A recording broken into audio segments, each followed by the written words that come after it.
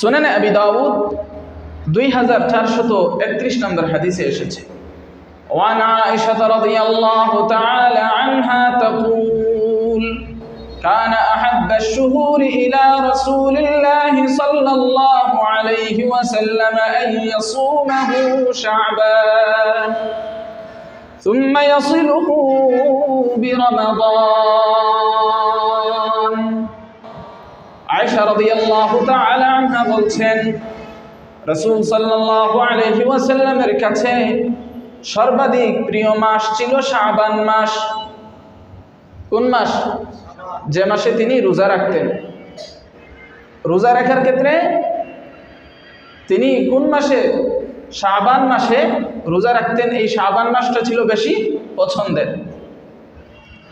সুম্মা ইয়াসিলুহু বিরমাদান, রোজা অব্যাহতভাবে ধারাবাহিকভাবে রেখে রেখে রমজানের সাথে শাবানকে যুক্ত করতেন। তো রাসূল সাল্লাল্লাহু আলাইহি ওয়াসাল্লামের কাছে সর্বাধিক পছন্দ হলো তিনি শাবান মাসে কি করতেন? রোজা রাখতেন।